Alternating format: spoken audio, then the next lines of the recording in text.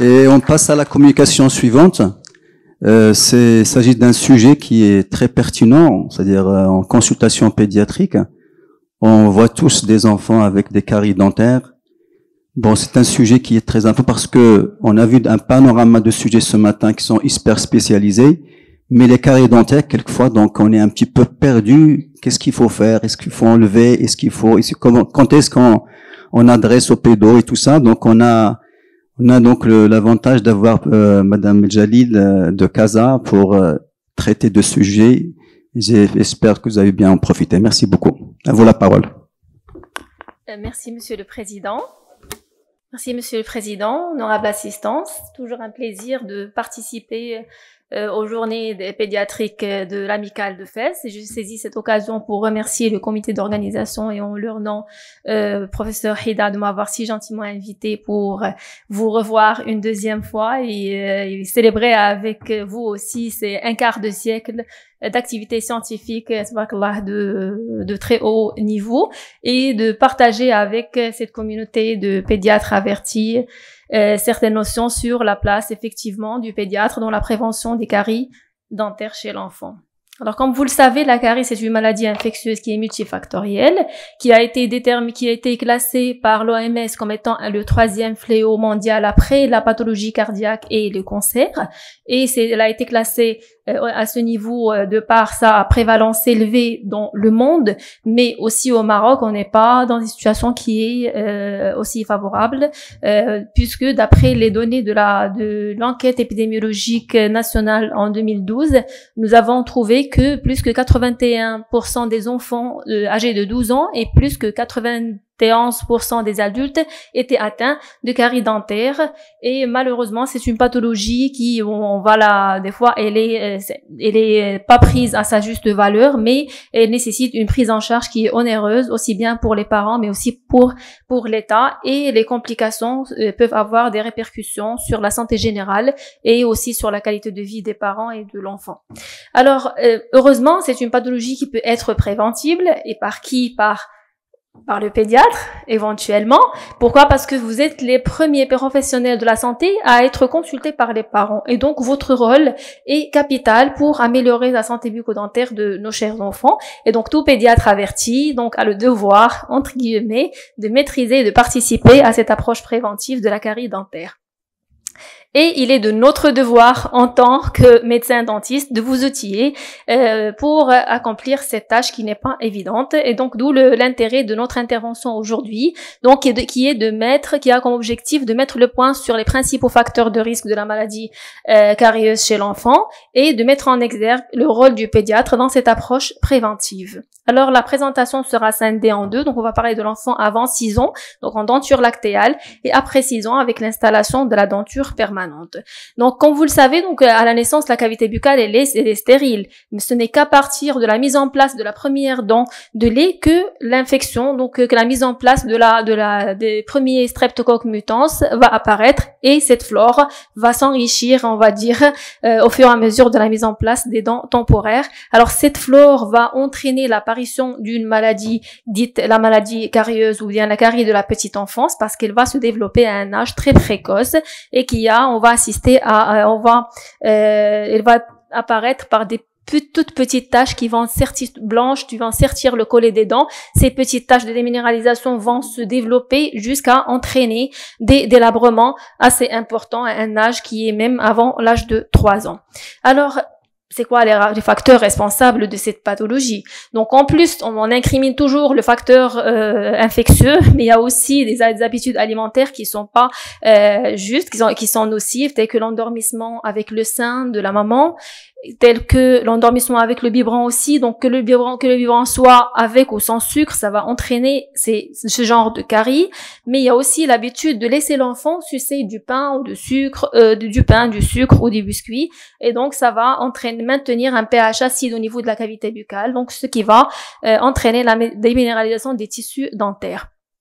Il y a aussi d'autres habitudes, qui vont faciliter la transmission de ce streptocoque mutans de l'adulte vers l'enfant, donc tel que le fait de goûter au biberon de l'enfant ou bien de souffler sur la nourriture de l'enfant, donc de peur de le brûler, donc voulant bien faire, on fait autrement, et donc on risque de transmettre ces streptocoques mutans. Il y a aussi l'habitude d'embrasser l'enfant sur la bouche, donc là aussi ça entraîne une transmission de streptocoques mutans, mais il y a aussi l'absence de l'hygiène dentaire.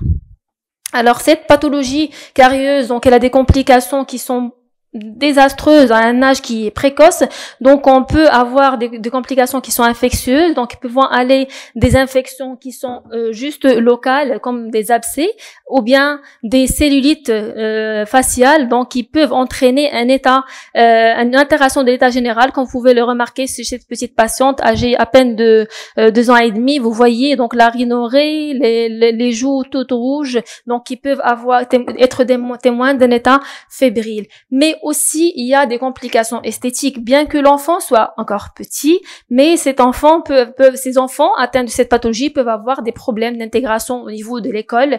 Et donc, comme vous pouvez le voir sur ces photos, donc c'est des sourires qui sont timides, c'est des enfants qui sont introvertis, donc les enfants, donc ils se moquent d'eux dans la crèche et tout, et donc ça a des retentissements au niveau psychologique. À tout ça, va se surajouter donc le manque d'information des parents, et donc vous allez avoir des parents qui vont vous dire: ah, docteur, donc on m'a dit que c'est un manque de calcium. Il y a un manque, oui, mais pas de calcium, donc c'est un manque d'hygiène bucco-dentaire. Et ils vont vous dire aussi: alors vous allez me prescrire le fameux fluor qu'on vous ramène de l'étranger. Oui, il faut prescrire du fluor, mais pas par voie générale, mais au niveau des dentifrices, donc c'est une voie locale qui va gérer le problème. Alors qu'est-ce qu'on fait, nous, en tant que dentistes, face à pour pallier à ces problèmes? Donc on est toujours dans une approche préventive. Alors avant 6 mois, qu'est-ce qu'il faut faire? Donc encourager les bonnes pratiques d'allaitement maternel, d'accord? Donc encourager l'allaitement maternel, oui, mais éviter l'endormissement au sein, éviter aussi l'endormissement au biberon et la succion de pain. Donc on va éviter tout ce qu'on a parlé comme habitude malsaine ou bien habitude nocive. À partir de 6 mois, donc avec l'apparition de la diversification alimentaire, donc introduire petit à petit l'alimentation à la cuillère pour aider l'enfant à se passer du biberon facilement, et éviter toujours l'endormissement au sein et au biberon, et commencer à penser au sevrage progressif de l'enfant au plus tard à l'âge de 18 mois. À partir de 3 à 4 ans, donc l'alimentation doit être équilibrée, riche en fruits et légumes et pauvre en hydrates de carbone. C'est essentiellement composé d'aliments consistants, donc qui vont favoriser la salivation et donc avoir un autre effet d'auto-nettoyage par la salive, et donc éviter cette stagnation d'alimentation. Préférer l'eau aux boissons sucrées et aux sodas, et se limiter à 3 repas principaux et à une seule collation, celle de l'après-midi, et de préférence sans sucrerie. Bon, si on respecte ça, donc c'est ça la pyramide d'une alimentation saine. Malheureusement, ce qui est mis au sommet de la pyramide, ce n'est pas positif, c'est négatif, mais malheureusement, c'est ce qu'il faut consommer avec beaucoup de parcimonie. Malheureusement, c'est ce qu'on consomme avec fréquence élevée, mais avec beaucoup de plaisir, donc tout ce qui est sucré donc il faut les réduire. Et il faut bien sûr favoriser l'alimentation riche en fibres telles que les fruits et les légumes et les boissons non sucrées.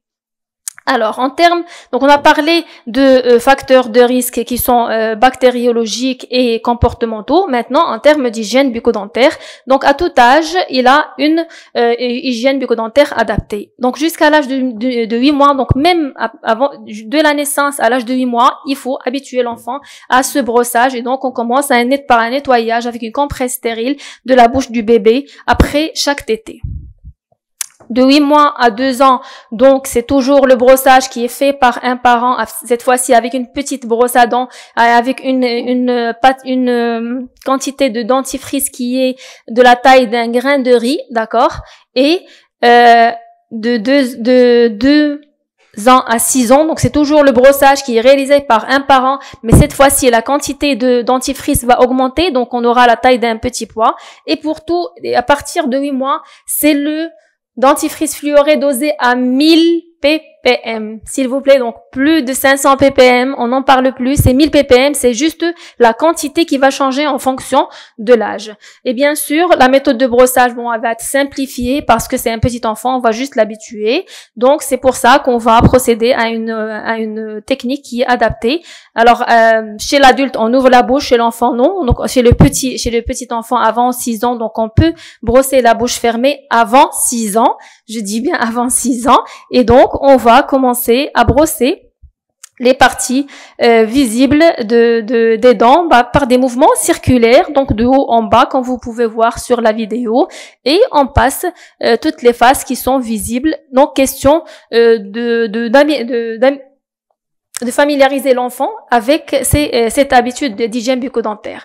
Alors, le pédiatre, il a comme mission d'orienter vers une première consultation chez le médecin dentiste durant la première année de la vie de l'enfant, adresser un message éducatif aux parents sur l'intérêt de conserver ses dents temporaires même s'ils vont chuter, et sur l'utilisation de dentifrice fluoré surtout, et d'éviter, s'il vous plaît, la prescription de supplémentation fluorée. Elle n'est plus d'actualité dans le contexte marocain. Comme vous le savez, on est un pays qui est endémique en termes de fluorose. Alors, pour résumer, donc le pédiatre sera gentil d'encourager encore davantage l'allaitement maternel, d'éviter de déconseiller l'endormissement au sein au biberon, de conseiller une alimentation équilibrée, de conseiller un brossage après chaque repas et d'orienter vers une consultation avant la première année. Maintenant, après 6 ans, donc on aura l'installation de la première molaire permanente, donc il va démarrer l'installation de la denture permanente.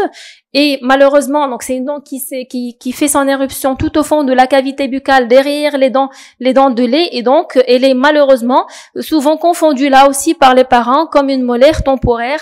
En plus de ça, donc l'enfant a une faible dextérité manuelle, donc les manœuvres de manipulation de brosse à dents ne sont pas efficaces et donc le brossage n'est pas efficace. Donc tous ces facteurs vont faire que c'est une dent, malheureusement c'est une dent qui est capitale. On dit que c'est la mère des dents, donc c'est la dent qui va installer l'occlusion et elle est prédisposée à la carie et à ses complications.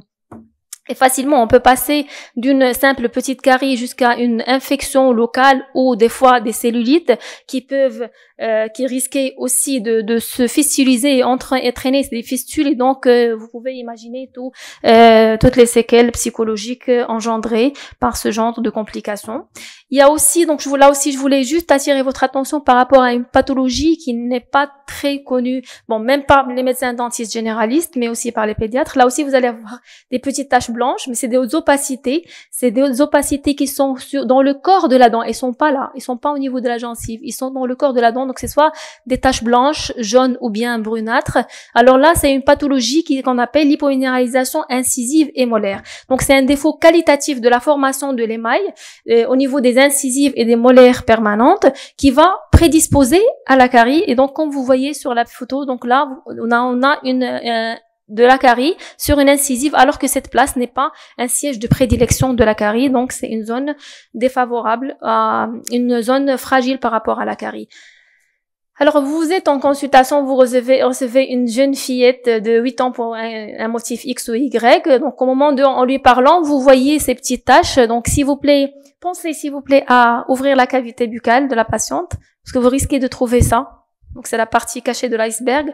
Donc, bien que le sourire, il est joli, bon, avec une petite disgrâce esthétique, mais à l'intérieur, les dégâts sont désastreux. Et donc là, c'est les complications de cette pathologie qui est l'hypominéralisation incisive molaire, et qui est caractérisée par une accumulation de plaques bactériennes importantes. Pourquoi?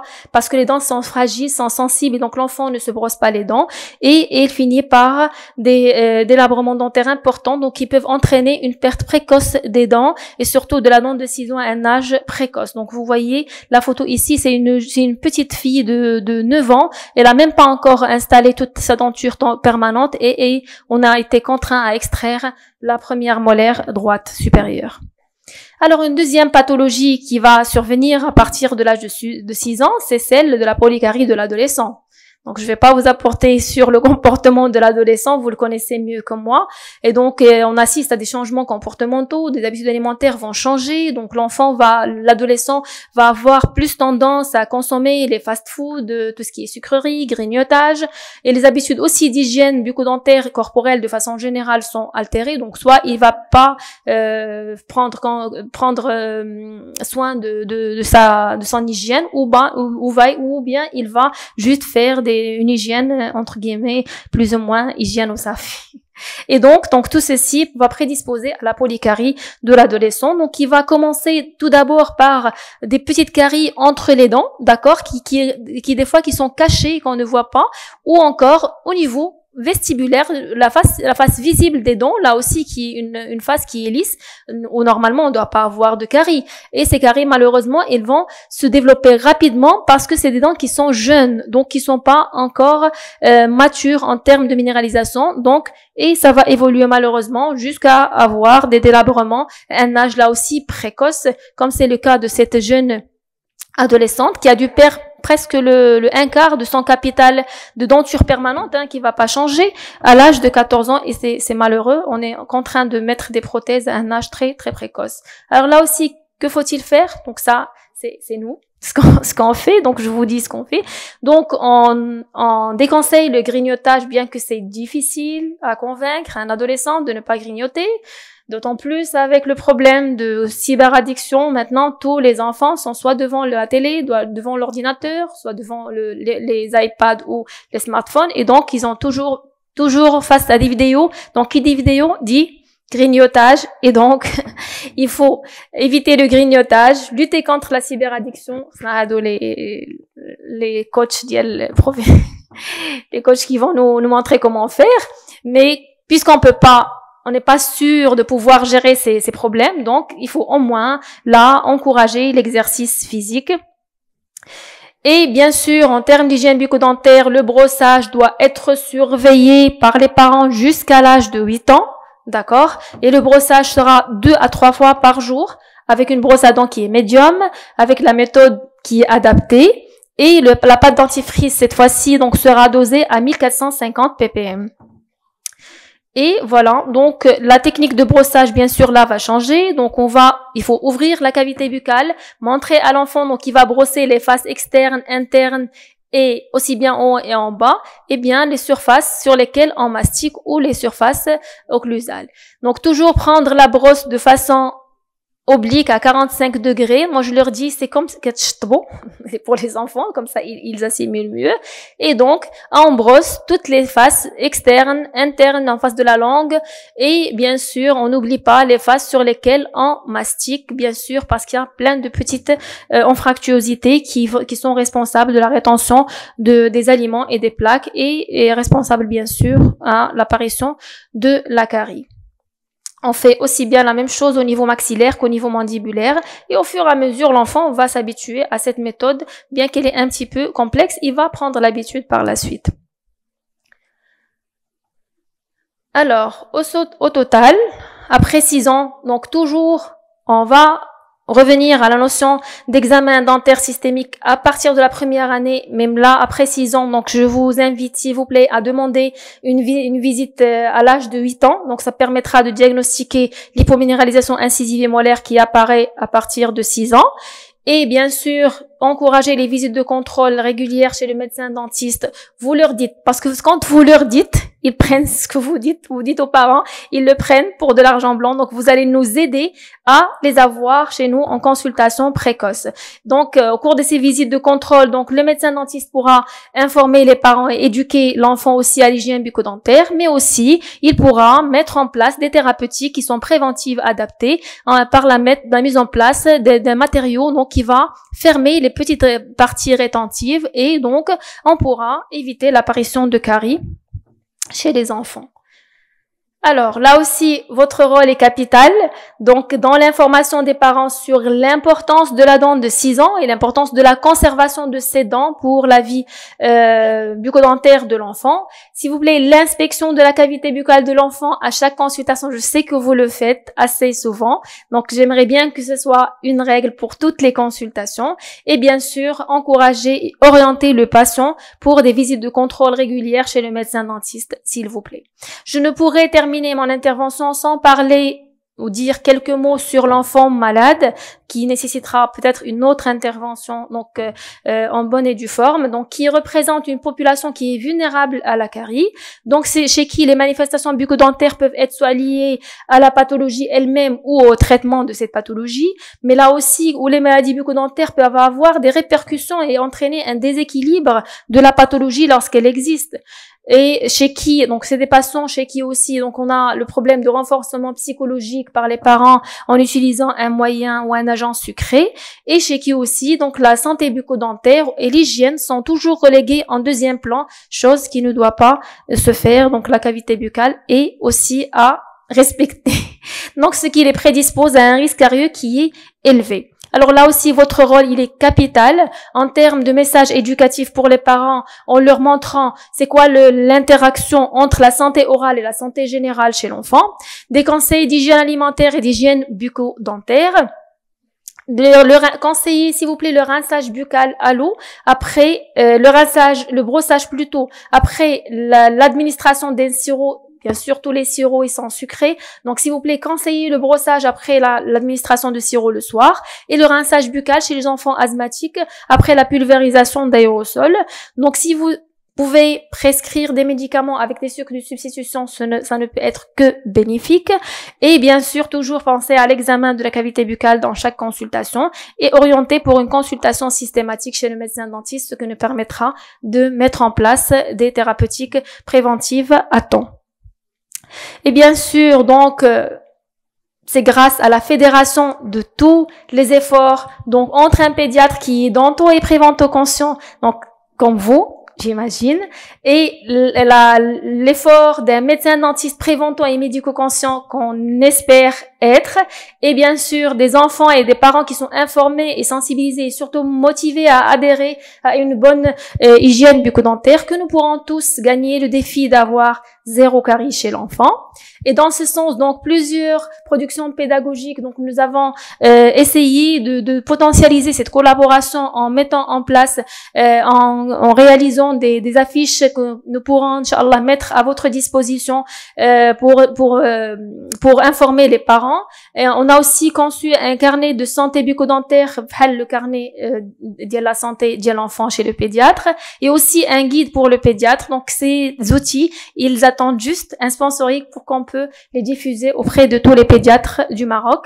Et à la fin, donc la cerise sur les gâteaux, donc je suis émerveillée de vous annoncer la création de notre association de pédodontistes, the Moroccan Pediatric Dentistry Association, qui est toute jeune, toute petite, et donc qui va, Inch'Allah, nous permettre de potentialiser cette collaboration et bien sûr pour œuvrer tous la main dans la main pour garder ce beau sourire de nos enfants, mais aussi de nos petits patients. Je vous remercie pour votre attention. Merci Madame Jalil pour cet exposé. On a appris beaucoup de choses. Merci à vous. Et en fait, on a des difficultés en tant que pédiatre, la consultation. La première difficulté, c'est que quand on envoie un enfant chez un dentiste, je dis pas un pédodontiste, mais il dit c'est rien, c'est des dents de lait, il va les changer, il y a aucun problème. Et ça, c'est la réponse la plus fréquente. Et donc après, on aiguille les parents, on leur dit non, c'est pas votre dentiste, vous allez voir un pédodontiste. Exactement. Donc ça, c'est la première difficulté. Deuxième remarque, c'est que avant l'âge de 1 an, il y a beaucoup d'enfants qui n'ont aucune dent, hein, il faut le savoir. Hein. Donc ça, envoyer chez un dentiste où il n'y a pas de dent, donc bon, c'est plus pour l'éducation. Et à l'âge, on va dire à partir de 8-9 ans, bah c'est le gosse qui décide. Et ce gosse-là ne sait pas يشطب, ما تعرفش يشطب, donc تعرف غير الروبوت, تعرف smartphone. Donc يشطب ما كاينش. Donc on a des difficultés par rapport à ça. Le deuxième point qui peut être très positif avec cette réunion, c'est que les associations, je parle au nom de la Société marocaine de la pédiatrie et je parle au nom de l'association de la PILIP et bien sûr probablement notre association là qui organise ce congrès. On peut prendre ces affiches, on peut les imprimer et on peut les diffuser, soit par voie papier, par voie PDF, mais il faudra qu'on puisse les recevoir parce que là on peut être actif et on peut diffuser ce message qui est hyper important. Et je vois que les affiches sont de très bonne qualité. Peut-être réduire parce que je vois qu'elle est trop chargée, l'affiche qui est à gauche. Les parents. Voilà, donc il faudra peut-être la mettre sous forme de fascicule ou sur plusieurs affiches comme ça qu'on puisse sensibiliser les parents. En tout cas, on a appris beaucoup de choses et merci beaucoup. Donc je passe la parole. Il y a une question, oui. Professeur Raimi. Merci pour cet exposé. Malheureusement, j'ai pas assisté à tout parce qu'on m'a appelé, mais j'étais en attente de voir des images ou un aspect de certains enfants qu'on voit actuellement qui sont jeunes et qui ont des colorations brunâtres sur les dents, presque noires, d'accord. Et on les envoie justement chez les dentistes pédiatres qu'on a, et ils disent qu'il y a rien à faire. Et donc les parents, ils restent un petit peu en questionnement par rapport à ça, et nous-mêmes on reste sans solution pour ces enfants. Ma deuxième intervention, c'est par rapport qu'est-ce qu'on peut apporter comme soin chez des petits qui sont sous immunosuppresseurs. Donc on a pas mal d'enfants qui sont sous immunosuppresseurs, soit pour transplantation hépatique ou autre, et qui ont ces problèmes de caries et que justement les dentistes ont peur de toucher. Ils ont peur de faire les soins, etc. Et ils subissent amour à l'école. Donc, ils subissent justement les moqueries, etc. Ils sont édentés, mais ils n'ont pas de joli sourire. Et donc, voilà. Je vous remercie pour votre intervention et questions. Alors, par rapport aux colorations, donc, il y a deux choses. Donc, je sais pas de quoi vous parlez exactement, mais je vais vous donner les deux cas de figure. Donc, vous avez parlé de coloration brunâtre généralisée. Des petits points généralisés sur toute la cavité buccale. Donc ça, c'est fort probable une fluorose dentaire. La fluorose dentaire, il y a plusieurs protocoles pour le soin. Donc, alhamdoulilah, actuellement, il n'y a pas de pathologie qu'on peut pas traiter au niveau bucco-dentaire, alhamdoulilah. Donc, bien sûr, il y a beaucoup de thérapeutiques. Il y a la thérapeutique de l'air abrasion, c'est des thérapeutiques mini-invasives. On peut ne pas tailler la dent avec la machine, avec la fraise, mais on peut tailler avec des instruments qui sont très conservateurs et on peut faire des restaurations esthétiques impeccables. Oui, même avant 6 ans, on peut le faire. Et donc, par contre, il y a des colorations noirâtres qui ressemblent à la carie. Je les ai pas présentées l'année dernière, je les avais présentées. C'était des colorations noirâtres, c'est pas des caries, on les appelle, c'est des colorations liées aux bactéries chromogènes. Donc, on fait un détartrage, bien sûr. Ça nous arrive de faire des détartrages chez les enfants de 3 ans, lorsque les parents sont soucieux par rapport à l'esthétique. On leur dit, c'est pas des caries, mais c'est des taches. Donc, on peut les enlever, mais le malheur, c'est qu'ils récidivent. Là aussi, il faut garder une bonne hygiène. Si l'enfant garde une bonne hygiène, en principe, tout rentre dans l'ordre. Quand ça récidive, il faudra reprendre un détartrage. Donc, en principe, les deux cas de figure, on traite. Donc, ça, c'est d'une part. D'autre part, par rapport aux patients sous immunosuppresseurs, là aussi, on en reçoit beaucoup, bien sûr, à l'hôpital. On demande aux médecins dentistes, pour répondre même à l'intervention de l'OSTED, on demande aux médecins dentistes juste de nous orienter. S'ils veulent pas traiter, juste qu'ils ne leur disent, il faut rien faire. Non, juste avoir l'audace d'orienter vers un spécialiste. كيف ما غتجي عند un généraliste ou غتقولي لا يمكن لي يصيفطك عند un pneumo ou un gastro ولا هذا, la même chose. Orienter vers un pédodontiste. Et là, bien sûr, chez les enfants, on peut les prendre normalement, c'est qu'ils soient sous couverture antibiotique, bien sûr, en concertation avec le médecin traitant. داكشي باش قلت l'enfant malade غيخص ان شاء الله une intervention بوحدها. Donc bien sûr, en concertation avec le médecin traitant, on peut tout faire. Bien sûr, c'est pas les mêmes thérapeutiques chez un enfant normal que chez un enfant malade, ou on peut toujours faire des soins, bien sûr, باش ما تخليش l'enfant, la qualité de vie déjà elle est altérée par la pathologie et le traitement, on dit de l'air par l'esthétique des dents, non. On prend en charge tous les enfants, ils sont tous les Question dans la salle. Jamy. Oui, merci madame pour cet exposé. Je vous en prie, c'est moi. Et c'est une bonne chose aussi pour votre association qui va certainement nous rendre service. Inch'Allah, espérons. Moi, la particularité chez l'enfant handicapé. Oui. Parce que, comment vous organisez la prévention et les soins chez ces enfants? sachant que carie dentaire, hypertrophie gingivale, tout ça, c'est les difficultés chez ces enfants, même pour extraire une dent. Comment vous faites? Oui. Voilà. Merci. J'allais justement en parler après l'intervention de Madame le professeur, mais bien sûr les enfants handicapés aussi on les prend en charge. D'ailleurs je suis spécialiste en pédo, mais je suis aussi spécialiste en prise en charge de l'enfant en situation de handicap depuis 2003. On les prend soit à l'état vigile, soit sous prémédication sédative à hydroxyzine, soit sous sédation au protoxyde d'azote, au mélange équimolaire protoxyde d'azote et oxygène. On les prend, c'est vrai que c'est un peu délicat, mais on arrive à les prendre. C'est sûr, la même chose, c'est pas la même prise en charge chez un enfant normal que chez un enfant handicapé. Il y a des thérapeutiques qu'on peut pas réaliser chez un enfant handicapé, mais la mise en état de la cavité buccale est réalisée à 100%. Donc si on n'arrive pas à les prendre à l'état vigile ou sous méopan, bien sûr on peut les faire sous AG, mais on laisse l'AG en dernier lieu. En termes de prévention, on est aussi sur un programme, bon, il n'est pas encore vulgarisé sur tout le Maroc, mais on se déplace pour les associations pour former, informer les éducatrices et les aides-soignantes dans ce sens. Une petite question, j'en profite de ma présence ici.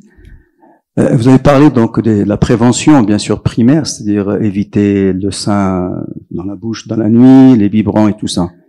Mais tabarakallah, il y a des enfants, les matines hein. Est-ce que, ben oui, donc il faut, on est confronté à ça. On va leur dire, pas de sein, qu'est-ce qu'on va leur dire? Avec la maman, donc, elle va déprimer. Est-ce que, donc, je dirais un petit, les tétines, est-ce qu'on pourra peut-être un petit peu, donc, leur donner un petit moyen parce que c'est vrai, on évite qu'il y ait, donc, les sucettes et tétines, parce que quand on dit, c'est خاصها تسكت ولكن الا كان الدري يسكت راه مزيان ولكن الا ما كانش تيسكت غادي نبروبوزي هنايا. Merci beaucoup. Je vous en prie. Oui, كاينين تبارك الله الوليدات comme vous dites qui sont très c'est des profils mais alhamdoulilah ils sont pas tous comme ça, mais bien sûr c'est toutes des questions d'apprentissage. حنا les mamans تنبداو بدي d'habitude ماشي مزيانين. Donc si on peut éduquer la maman يمكن كاع قبل ما تولد les premiers pas et tout, دابا c'est le rôle des gynécologues, c'est autre chose. يكون هذاك l'allaitement يكون بقواعدو. Donc une fois dans la diversification à l'âge de 6 mois تيبدا ينقص داك le sevrage, tout est progressif. Bien sûr il faut aussi que les papas adhèrent باش يقول لها سكتي انا خصني نعس خدام الصباح. Mais bon, donc il faut qu'il y ait une fédération des efforts dans ce sens. Mais la tétine c'est une solution qui, je peux vous dire, provisoire avant l'âge de 3 ans. Au-delà de 3 ans, il faut l'éviter pour ne pas avoir des déformations squelettiques. Merci beaucoup, professeur Djelil. Donc, pour ces questions, pour ces réponses pertinentes, vous avez suscité beaucoup de questions. Donc, on a fini cette session et on passe à la prochaine session sur les maladies. C'est un symposium Sanofi sur les maladies lysosomales qui sera modéré par nos confrères professeur Abel Kassim et professeur Serraj. Je pense que les carrés ont beaucoup intéressé plus que